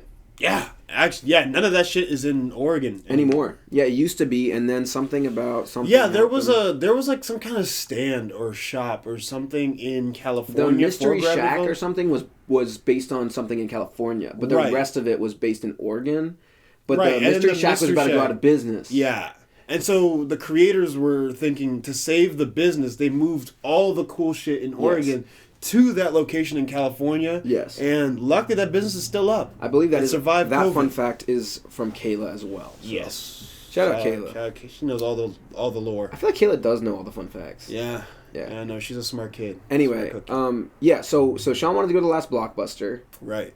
And because we were taking the 5 so much, like there's one kind of like set of like highways that's more near the coast. Yeah. That's like a straight shot. And then there's another set of highways that kind of cuts through the mountains. Yes. On your way back down. So we took that way just to get to the last Blockbuster because it's in Bend, Oregon, which is a little bit more deeper into the state. Which is like a 3-hour detour, but we didn't notice that. Like, we were like, you know what? Like, it's whatever. So we took it, and then midway through we started realizing that it's a 3-hour detour still to take this way instead of the original way. But it was too late. We already were in like the fucking mountains, bro. We saw some beautiful views though. It was like the sort of it was snowing. It was like desert before it was even snowing, like the desert-esque area with the sky. Remember how the sky just? Like, I think it was after the snow. Actually. That was after the snow. I think it was after. I don't think so. Yeah, it was like the snow because I think we were going up the mountain first, and so we saw all this like crazy snow area, and we were like, oh shit. Maybe it was snow. We're also running out of gas. And there's all this fucking snow. Yeah, and like it was really pretty, but our car isn't built for snow. It's from California. Exactly. So we just hit a snowstorm and. We already had one flat tire on the trip, so we're like... Yeah, we're already on edge when it comes to car trouble, so we got the gas really quickly, took like one video, and then left. Yeah. And then from that, we went going back down the mountain. It was so pretty. No, the snow was absolutely beautiful. And then we hit this desert area once we were down the mountain. That was also so beautiful. Yeah. Open, flat land, beautiful clouds. The sky just like was so cool. I don't even know how to describe it. There was like this like one opening... in like the clouds, and it just looked so cool and weird, and it was just like these viewpoints are not viewpoints you get anywhere. That's what I'm saying. There's some things you can see in Oregon that you're not gonna see like anywhere else. I felt like at least like although this was like a detour, the views and stuff, and it was like a smaller road too. It was like 2-lane road like the whole way. Yeah. And we're going through the mountains on this 2-lane road, and it starts snowing really bad. Right. We're kind of like worried, but then it looks so pretty and. It was definitely a vibe. It kind of felt like we were going through these like small towns in the mountains and stuff, and like it was cool. It was very cool. It was tiring though. And then we eventually made it to Bend, Oregon, which is finally home of the final Blockbuster. As some of you may know, unless you're a kiddie, Blockbuster was this very like. It was this video store that everyone used to go to get their movies before Netflix became a popular thing. One day, and then funny enough, Netflix came to Blockbuster early on and was like, hey, like, you should buy our business because streaming's going to be big one day. And Blockbuster was like, get the fuck out of here, like, we're Blockbuster. Fuck. Yeah, that's what they were like, bitch, like, we're I heard that, like, the CEO of Blockbuster actually laughed after the meeting. I was like, guys, we're fucking Blockbuster. Next thing you know, Netflix goes big, streaming goes big, all these other streaming services, and Blockbuster disappears off the face of the earth. Yeah. But one Blockbuster survived. I'm not entirely sure why they're still here, but it was so refreshing. Not refreshing, or nostalgic. It was so nostalgic to walk into that last Blockbuster and like see all the movies that you could rent and all the outfits and the blue and the little ticket thing with the Blockbuster logo. It felt like the snowstorm was a fucking like portal. Because you know how when you're on a road trip and you go through like a storm or something, it's weird how it like begins and ends because you just drive right, like the snow begins and then it literally ends. Like you just drive. You're driving through the storm. Yeah. And there's no more snow on the ground. It felt like the snowstorm was a portal into the past because like then we ended up at Blockbuster. No, I feel like we took the path that Shrek took to go find Fiona. Like it's like all like scorching deserts and blistering winds and thunder, lightning storms and snowstorms. Like we went through a lot of crazy like geography just to find this Blockbuster, but it was so worth it. It was cool. We saw VHS tapes there. The funny thing is like they still are mostly renting. You'd think because this is a tourist thing that most people that they would be just mostly selling movies at this point. Yeah. But no, they still mostly just rent movies. There's a few that you can buy. Yeah, they were saying that like 2/3 of the store is designated to renting out movies for like $3. But then a small portion is to buy. The only people who are going to return these movies are like locals. Like, I was like, look, motherfucker. Respectfully, Blockbuster. Who the fuck do you think is going to come back here in the middle of fucking nowhere? Keep in mind, it's a small town in the mountains. That's what I'm saying. It's a small town in the mountains. Like, no one is coming back to return this DVD. Yes. If I rent this shit, it's gone. Which is why they make most of their money on hella expensive merch. Yeah. It's cool. I got a Blockbuster employee shirt. It cost me $60. Yeah. But it's so fucking worth it. It's cool. And hey, there's only one more Blockbuster, so get it while you still can. But it's like, dang, that's how they make their money. But I respect it because I still want one Blockbuster to be left. You know what I'm saying? I want there to always be at least one Blockbuster in existence because I have such fond memories of like going with like my babysitter into Blockbuster and like getting Dark Knight and watching it that day and like getting Incredible Hulk from Blockbuster and like I used to get so many movies from Blockbuster. My dad told me there's a show on Netflix that's about the last Blockbuster. We should check it out at some point. Yeah. I'm curious to know the story about like why is it the last Blockbuster and will it ever go away? I don't know. I want those questions answered. I feel like now it's making money because it's the last Blockbuster, which will keep at least this one location open for a while. Sure, but eventually all the people that loved Blockbuster will like be dead and gone. Fair enough. Yeah, true. That's actually a good point. That's the thing. That's probably why they're still renting because like they can't only make money off of nostalgia. Yeah. And it's so far out of the way that it's like they get the visitors once in a while, but like maybe a few times a day. But they because it's treacherous to try and go there, bro. It takes a lot. It's not just a quick trip. Yeah. That shit was crazy. But if you're in Bend, Oregon, and you don't have any streaming services, probably because there's no goddamn Wi-Fi up there. Because it's the middle of fucking nowhere. Yeah, we were joking about how, like, no offense to Bend, Oregon. Yeah. But, like... y'all are cool, but we're just, we're going to light you up a little bit. We were joking about how, like, the reason they're still open is because nobody can make it up there to tell them oh, my gosh. Yeah, right. You okay? Nobody can't talk shit about Bend, Oregon. I know. The universe is stopping me. But nobody could get up there to tell them that they were closed. Nobody could. Yeah, like, didn't you hear the news? Blockbuster is closed. And they're like, what? Oh, shit, for real? Nobody could survive the treacherous journey through the hills and the mountains. There's less Blockbuster, man. Yeah. But yeah, no, it was so exciting to see that. I felt very complete seeing that. But now the only thing left was to basically drive for like 16 fucking hours just to get back to Los Angeles. Well, it wasn't 16 hours from Bend to Oregon. It was 16 hours. I think it was 16.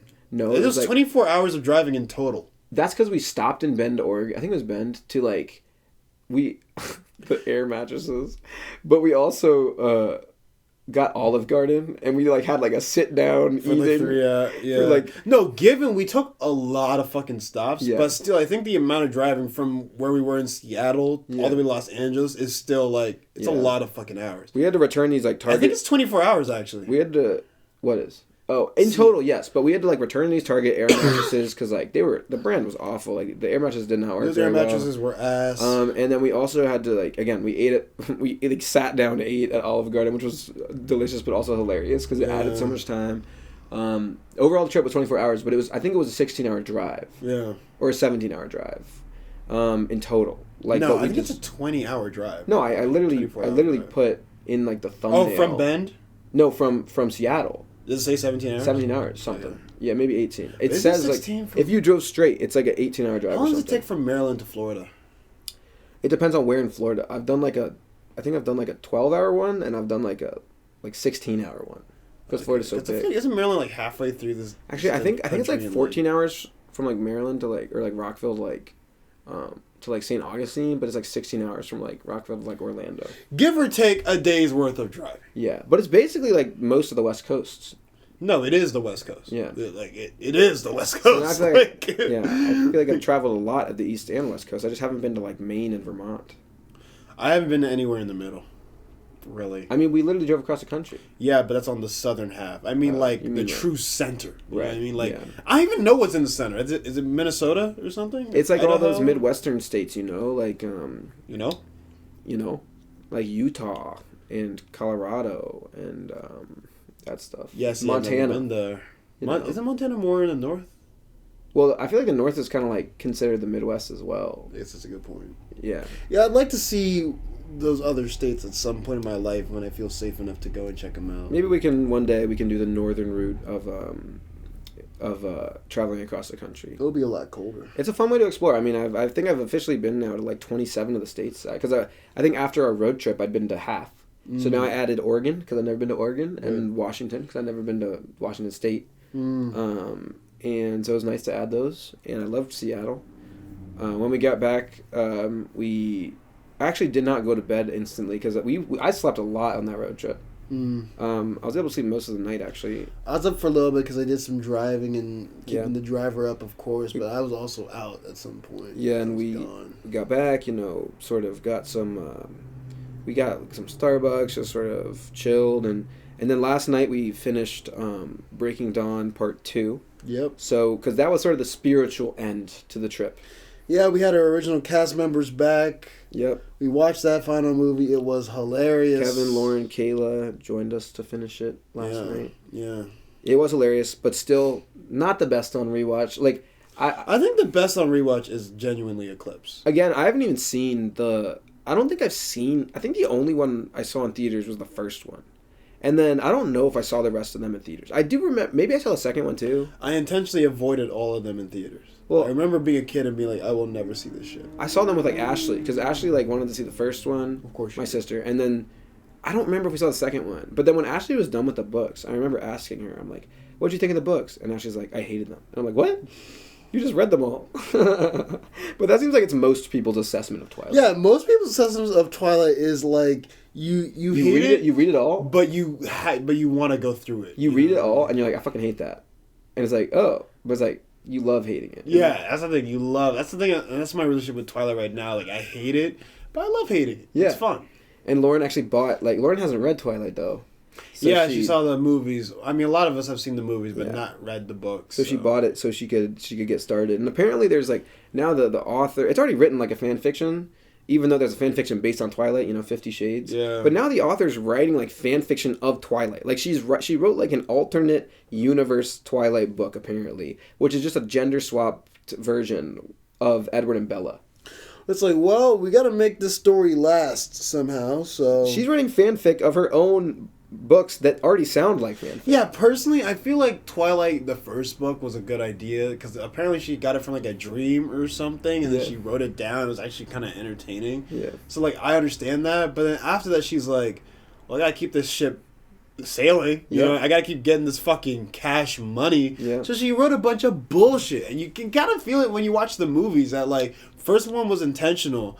The other ones are like... None of it. I don't know. It just wasn't planned out. None of it. I don't think any of it was planned. None of it makes, like... A lot of it makes no sense. They don't even, like, really consider them vampires by the end, I feel like. Because, like, there are at least a few scenes in the first few where, like, you can't see the vampires in the mirrors. And then at the end, like, at the last one, you can just see them in the mirrors. Yeah. And it's like, what's going on? Yeah, no, I think they definitely got lost, man. I question, like, if the books feel just as lost after the first one as the movies do. I wonder. Because the movies definitely, both in terms of story and in terms of just directing, like, the story, like, the way it's being executed is not, it doesn't work. I'll have to ask, like, Ashley or something and see what she thinks.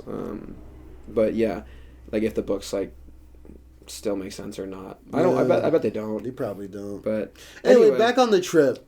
Yeah. We're on our way back. We're very excited, and then all of a sudden we're like, all right, we need to stop for gas, right? Which one are you talking about? Yeah. Just follow along with me. Yeah. So Kayla's like, all right, there's this one gas station that's coming up in like 2 lefts or something. Okay. Just like, take that left when you get there, and it'll be fine. Yeah. So we pull up, and then as we're getting closer... Oh my gosh, I forgot about this smoke. How did I forget? Rising into the air. Yeah. And, like, we're like, that's kind of weird. Maybe it's a fire. It's right before we left Oregon, almost at California. Yeah. So close. Like, almost at the border of Oregon and California. A few miles, but we were still in Oregon. Yeah. Yeah. But there's this smoke rising in the air. And I was just thinking, like, maybe it's just... I don't know, maybe just steam or something. Yeah. Or fact, I made a joke about, like, what if it's fire, but we were like... That's when you and I were driving, right? Yeah, that's when I was driving and you were with me in the front. Yeah. But as we got closer, we're like, oh no, it's a fucking fire. It was a huge-ass fire. And funny enough, it's a fire at the gas station we were going to go get gas at. So we were like, fucking It wasn't, course. like, right next to the gas station because it was, like, that would be, like, super dangerous to, like, fill up the gas. Yeah. But it was, like, I don't know, like 200 feet away. Yeah, it was just a little bit away from, like, the actual gas station itself. So it's just ironic that, like, the gas station that we chose to go to was also the one where that fucking huge thing of smoke was at. Exactly. So I've never, like, I was like, oh my gosh, is this like a forest fire starting? It was creepy. Yeah. It was unsettling. It felt like Hereditary or some kind of, like, horror ass movie. Yeah. And we just stumbled onto, like, a cult fucking meeting, and there's like this fire. It's like a giant fucking like bonfire in the middle of the fucking woods there. So we called like 911, and like Lauren actually was one to call, like, because this was Lauren's first call to 911. Congratulations, so congratulations, Lauren. That's really, hopefully that'll be one of many. That's that's a huge achievement. But anyway, then like Kevin, not me, like the other Kevin. He started, like, roaming up to see what was happening. Mm. And when he roamed up, he said he heard people, like, around the fire, like, walking and talking. And given all of us have seen Bones and all and how unsettling people can be. It's a cannibal movie. So we were all on edge. And so there was also this car parked literally right next to the fire. Yeah. And so we're like, what the fuck is going on? I checked my maps because we called 911. They said that nobody had reported it yet and they were going to send somebody over. And there was actually something it was like a fire station across the street. Yeah, what the fuck? There was a fire station right next to the gas station. Yeah. But I think it was abandoned because there was not a single truck in there. Maybe it was abandoned, but like on the maps, you like looked at it said like fire department like number 10 or something. And like I'm like, if the firefighters are right there, why don't they see the fire? The street? Why don't they walk across the street and put it out? Yeah. So I'm like, one of my theories is that it was the firefighters for some reason starting a fire for fun. I mean, I don't know what it was so weird, bro. But you're right. The fire station looked abandoned, so I don't know. Or Kevin had a theory. I think it was Kevin's theory that that somebody was just burning their trash. Like maybe it was somebody who owned the gas station or the shop. Or the much more accepted theory, which is that we stumbled across a cannibal cult meeting. Yes. And they were waiting for the other members, and this is how they start their ritual, and they were going to eat us. Maybe. Because I was also trying to fill up the gas, and none of the pumps were working. Yeah. It was weird. And then we had to go back to the gas station to retrieve some AirPods. Yeah. And the like the firefighter, like we called 911 earlier, like way earlier, like 40 minutes ago, and nobody was there. So we're like, do the fire department know about this? Like, why is nobody pulling up? Like, it was so strange. Yeah, I thought that maybe there was a firefighter that had like a truck, like a pickup truck, and they went to go check it out, talk to the guy, and then they left. Yeah. But either way, there was just an like an abandoned fire, basically. I guess there was a guy there, but some random person, and it was just unchecked. It's so weird, and it did not look controlled. We got like multiple good views of it. It was growing on occasion. Like there was this kind of sus car around it that like seemed like it might have been following us for a bit, but I don't think it was. I don't think it was, but it was very weird. I felt unsafe. So did I. It felt like the beginning of a movie. It really did. Yeah. That trip back was weirdly dramatic. It really was. The only thing that kept me halfway sane after that fire thing was like, okay, there's 5 of us. Yeah. So if anything happens, we'll just gang up on somebody. Yeah. Because that shit was fucking creepy, bro. But once we got back into Fire in the Woods, California, it was, I think, pretty chill. Relatively smooth sailing after that. I mean, sun started coming up. It was warmer, so we started taking off some of our jackets because it was fucking chilly in that first half there. But yeah, there was pretty much smooth sailing after that. Yeah. Just that fire. Something about that fire just told me like... I completely forgot we were in the middle of a horror movie. I already jumped to when we, got back and finished. It's receded in your memory because it's so traumatic? Maybe. But yeah, then, we chilled for a few days, just saw Breaking Dawn Part 2 last night. Exactly, just saw that. And I really feel like that was the... spiritual end of the trip. Yes. When we finished Breaking Down Part 2. So overall, what I can say from our trip, I think it was a lot of fun. Yeah. I think oftentimes, because it was expensive to do that whole fucking trip, but sometimes when you get an opportunity to go and live life and breathe air. I know somehow we're going to get there. We're going to get there. And feel so wonderful. And feel so fucking wonderful. No, but it's true. Hey, look, these, exploring, going on trips, it's a good way to live life. It's a good way to breathe air. That's what I'm saying. So, like, just from what I got from this trip, I think, live life and breathe air. Like, take it all in, accept the opportunity when it comes, and see the world. Go see Seattle. See what the world looks like. See Seattle. Even check out Portland, because even if you don't like the city part of it, I think you're gonna love the nature part of it. Yeah, I mean, I would definitely say Seattle's like if you gotta pick one, you gotta go to Seattle. I mean, I feel like I'm not even done with Seattle. I feel like I have to go back because I didn't see everything I wanted to see. I feel like I understand the appeal of Seattle. And actually, my sister went on like a Western road trip a while ago, and she said she really liked Seattle as well. And I see why, because Seattle's just really cool. Seattle's a really dope city. But yeah, check out the upper north of California. Check out Oregon. Check out Washington. Catch all those different vibes, because who knows? Maybe something speaks to you more in those areas than where you're at right now. Maybe part of the reason I was feeling like that creepy vibe and that sort of like Gravity Falls or Addams Family vibe on the way back is because of that fire. Yeah, that fire was because it felt like we were like in the middle of like a spooky movie, but it kind of was fun. That's another thing. Like sometimes when you take like that ticket in life to go on an adventure, you're gonna see some things that you would never just see in your day-to-day life. Yeah, like, I would have never seen that had we not gone on that trip. Yeah, I don't know if I want to see it, but I did see it. Exactly. I have more experience and knowledge as a human being for being on that trip. So I'm very grateful for the opportunity to do that. Great friends. We had so many fun moments. Life's about adventure. Life's about taking some risks. So go see the world. Go see the world, man. You only live for like at max 100 years. And so go take some of that time to go and do something. That Carly theme song, it's really, she'd be dropping bars. She'd be dropping fucking facts. In Seattle. Which... She really is telling us just how she feels. Yeah. And feels so wonderful. It feels very wonderful. Yeah, we've talked a lot about the iCarly theme song.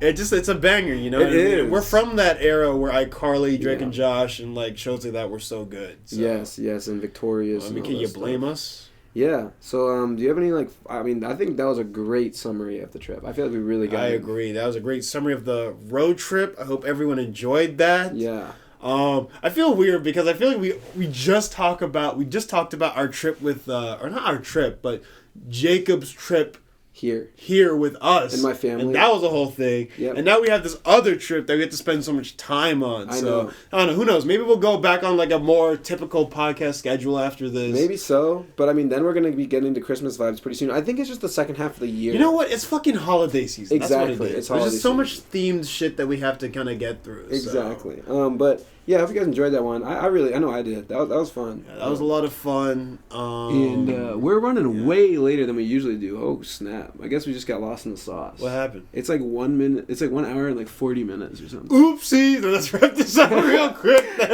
Longest episode ever. Let's go. My computer's gonna have a lot of fun exporting this. All right, you got any final words for the people? I have no final words. I hope actually I do have final words. Yeah. I changed my mind. I hope everyone is having a fantastic day. Again, go live life, love, and explore. Yeah. And I'll see you on the next episode. Hell yeah. Hell fucking yeah. Catch you on the flippity flop. Exactly. This has been King Kudjo. And Cough Drippy. And 2 Chainz. Peace.